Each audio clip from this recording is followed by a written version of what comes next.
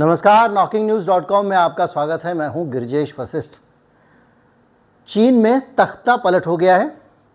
चीन में Xi Jinping की सरकार चली गई है और वहां पे जो है वो कब्जा कर लिया है वहां की सेना ने और तख्ता पलट हो चुका है। ये खबर कल से चल रही है, अलग अलग जगहों पे, सोशल मीडिया पे और मेन स्ट्रीम मीडिया पे खबर कहीं नहीं है। अब ये खबर है भी या अफवाह है, ये अलग बात है। तो जो हमारे पास आई जानकारी है उस जानकारी को हम आपके साथ साझा करेंगे और ये बताने की और समझने की कोशिश करेंगे कि क्या सचमुच ये कोई साजिश है या ये एक अफवाह है। क्या हुआ है, कैसे हुआ है, कैसे ये कहानी डेवलप हुई है और ये सच है या ये बकवास है, दोनों पक्ष को लेके आएंगे आपके पास। पहले बताएंगे कि अभी तक इस मामले पे क्या क्या खबरें आईं जिनकी वजह से ये शक खड़ा हो गया और भारत का सोशल मीडिया ख़ास तौर पे विश्व में सबसे ज़्यादा इस खबर को लेकर बहुत ज़्यादा सक्रिय हो गया। लेकिन ग्राउंड रियलिटी क्या है ये भी समझेंगे। हम दोनों पक्षों को जानेंगे, दोनों चीज़ों को जानेंगे और कोशिश करेंगे कोई नतीजा ना निकालें।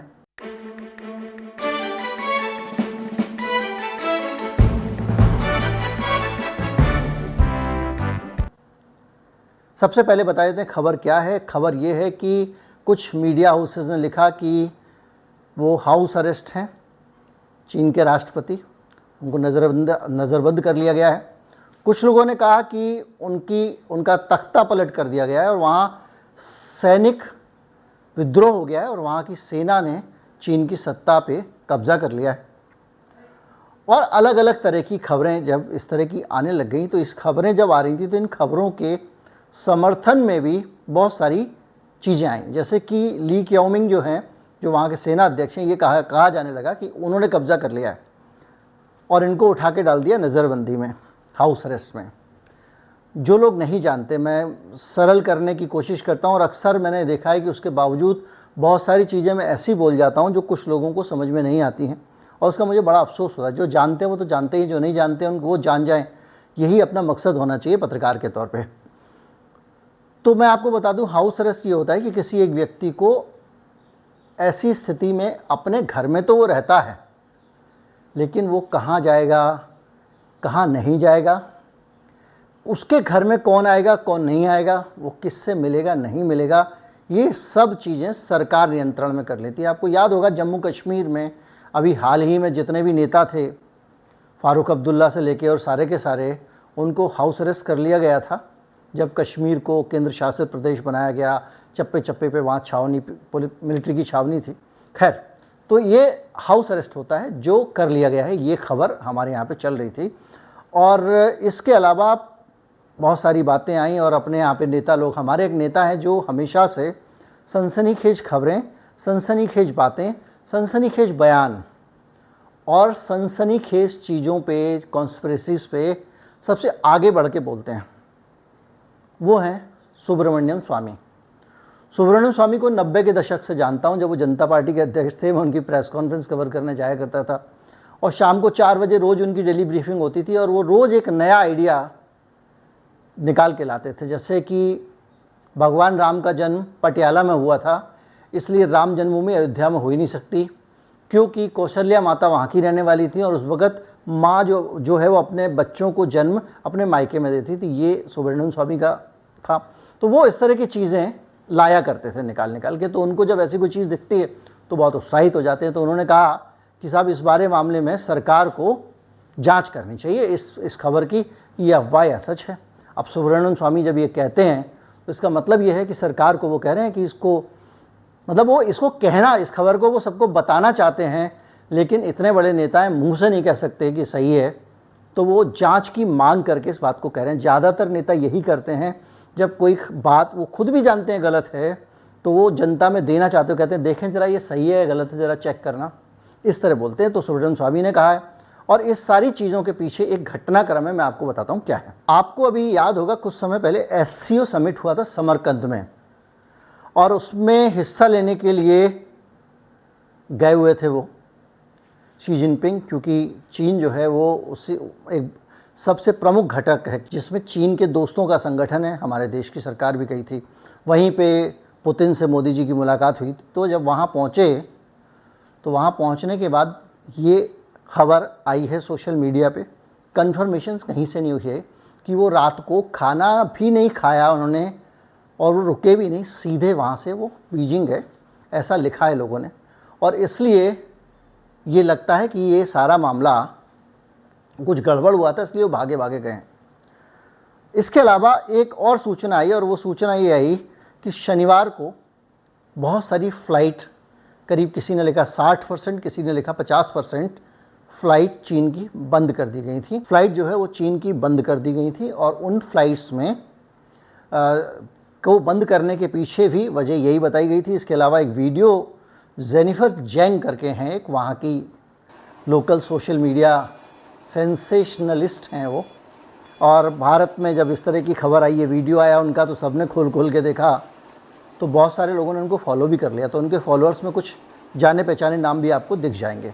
तो जेनिफर जैंग ने ना एक वीडियो शेयर किया है।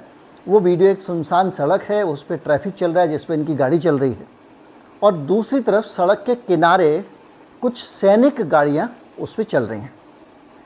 और उसको लेकर मिस जैंग जो हैं वो कहती हैं कि ये सारी गाड़ियाँ बीजिंग की तरफ जा रही हैं, यानी चीन की राजधानी की तरफ, और सेना के इतने सारे वाहन। और उन्होंने दावा किया कि 70 किलोमीटर लंबा काफिला है। तो 70 किलोमीटर लंबा काफिला अगर सेना का राजधानी की तरफ जा रहा है तो ये अपने आप में शक खड़ा करता है। भारत में भी एक बार गलती से आ गया था। वीके सिंह साहब जो केंद्रीय मंत्री हो चुके हैं, वो सेना अध्यक्ष थे और उन्होंने कूच दिल्ली की तरफ कर दिया था सेना लेके, और गलतफहमी हो गई थी वहाँ पे कुछ कमांड में। आप सोचिए, सेना में भी गलतफहमी हो जाती है, और फौज बढ़ चली थी जिसको बड़ी मुश्किल से रोका गया। अब जब ये पूरा घटनाक्रम चल रहा है तो इसके बीच में जब बहुत सारी चीज़ें आ रही हैं कि भैया वो खाना खाए बगैर भाग गए, उसके बाद से जब से वो लौटे हैं SCO समिट से, तब से उनका कोई पब्लिक अपीयरेंस नहीं हुआ है। ना तो कहीं पे उन्होंने जाके भाषण दिया है, ना कहीं पे उन्होंने कोई बात कही है।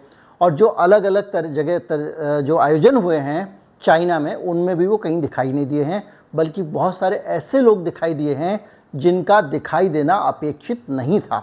इसको लेकर भी बहुत सारी बातें हो रही हैं।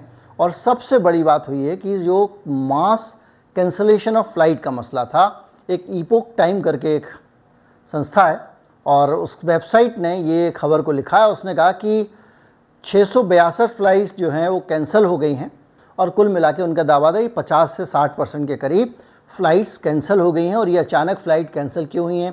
तो अब कुल चीज़ें मिल गई जिनके कारण लगा कि भाई देखो, उस फ्लाइट भी कैंसिल हो गई है, देखो जी सड़क पे सेना की मूवमेंट भी है, और देखो जी शी जिनपिंग सड़क पे भी दिखाई दे रहे हैं, कहीं दिखाई दे रहे हैं, और वहाँ से खाना खाए पिए बगैर भागे थे वो। इसका मतलब यहाँ कोई इमरजेंसी थी, तो पक्का ही इनका तख्ता पलट हो गया। ये सारी बातें लगातार चल रही हैं। उधर चीनी भाषा के भी कुछ ट्वीट लोगों के हाथ लगे, और जब वो हाथ लगते हैं तो उसके ज़रिए जब चीनी भाषा से कुछ ट्रांसलेट करते हैं ज़्यादा ट्रस्टवर्दी लगते हैं।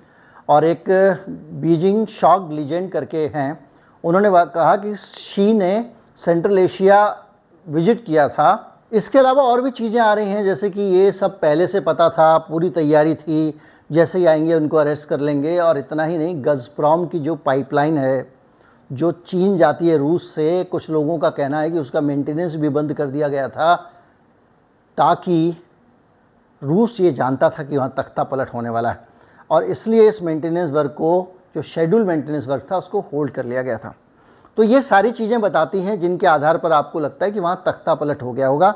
और ये सारे घटनाक्रम बता रहे हैं, क्योंकि भाई जो तर्क दिए जा रहे हैं कि सड़कों पे सेना, इसके अलावा फ़्लाइट कैंसिल हो जाना, इसके अलावा उनका अचानक आना और उसके बाद से दिखाई ना देना, इन सब चीज़ों से लगता है कि हाँ वाकई उनका तख्ता पलट कर दिया गया है। अब इसका दूसरा पहलू, ये तो जो बातें हैं जो सोशल मीडिया की हैं, इनमें कोई भी आपको एक गंभीर इन्फॉर्मेशन किसी ऑफिशियल सोर्स से आपको दिखाई नहीं देती है।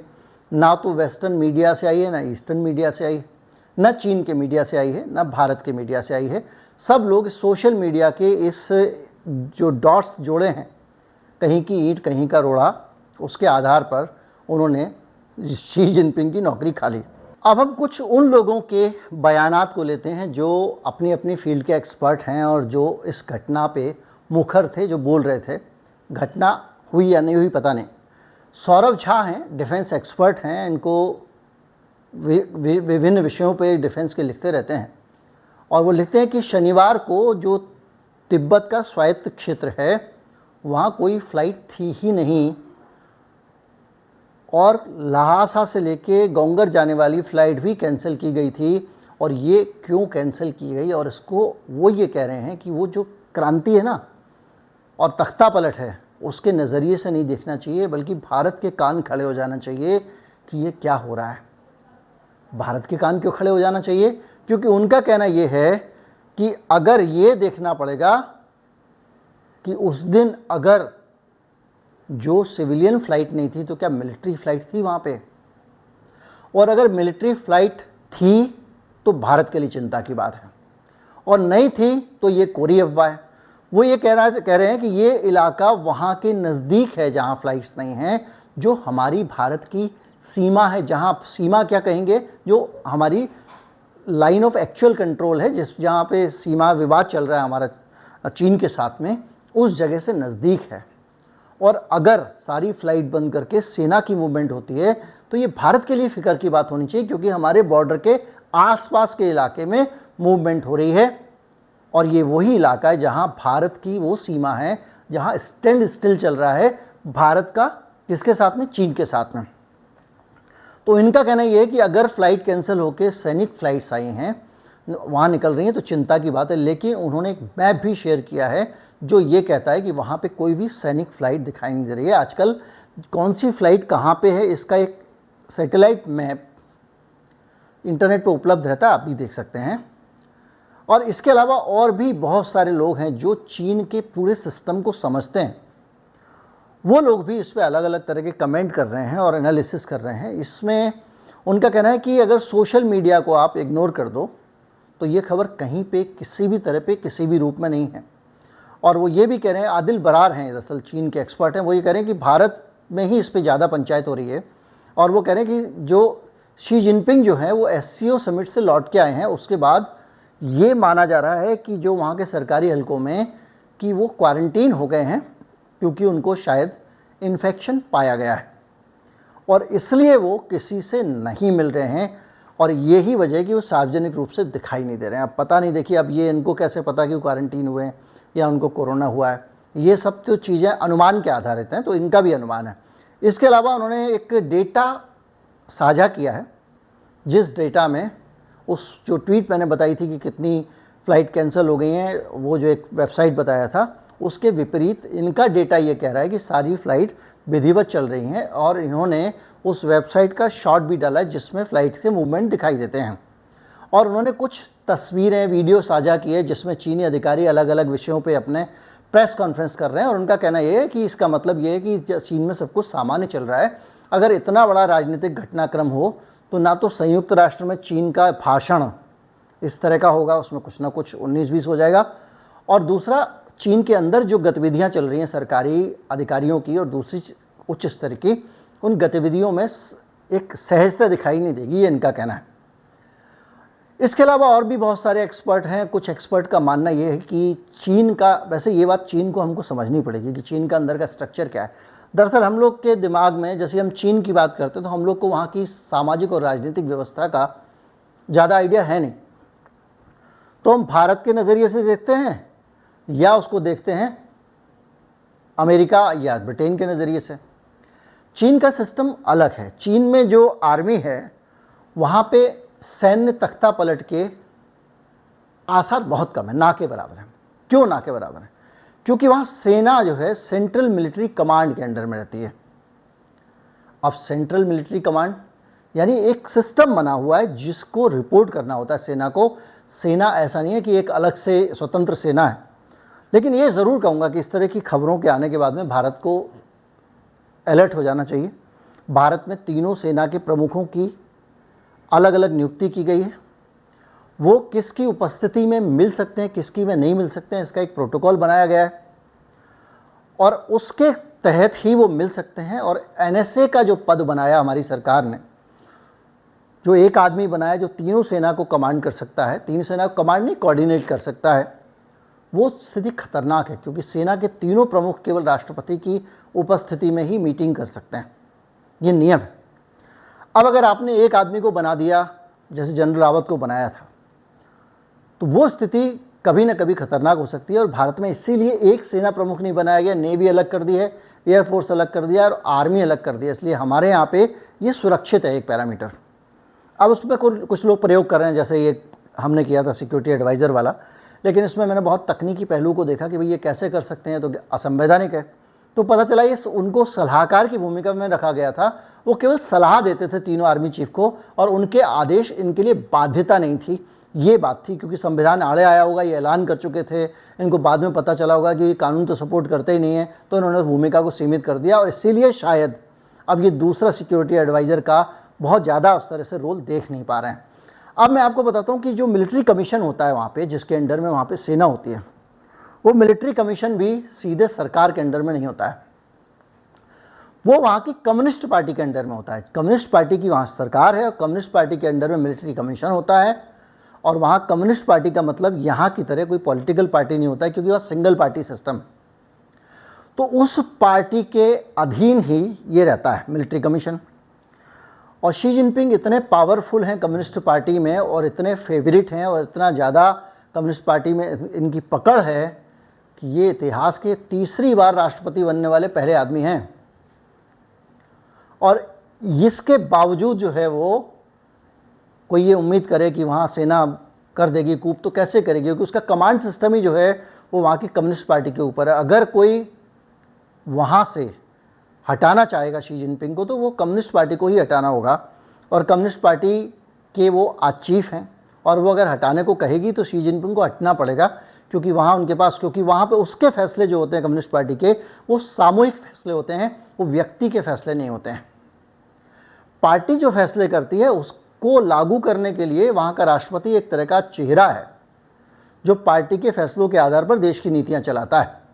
वहाँ ऐसा नहीं होता है कि अपना शी जिनपिंग का जो मन कर गया 8 बजे मित्रों बोल दे ना, वहाँ जो पार्टी तय करती है उसके आधार पर सरकार की नीतियाँ बनती हैं। तो ये सारी चीज़ें हैं, इसके बारे में और भी लोग हैं, पत्रकार हैं अनंत कृष्णन, वो कह रहे हैं कि चीन में उन्होंने कई जगहों से पता किया, मालूमात किया, और मुझे कहीं से भी उनको ये कंफर्मेशन नहीं हुआ कि चीन में कुछ राजनीतिक रूप से गड़बड़ है। अब हम और आप क्या समझें? मुझे ऐसा लगता है कि अभी भी कोई नतीजा निकालने से पहले 10 बार सोचना चाहिए। सोचना इसलिए चाहिए, कुछ बिंदु हैं जो शक पैदा करते हैं।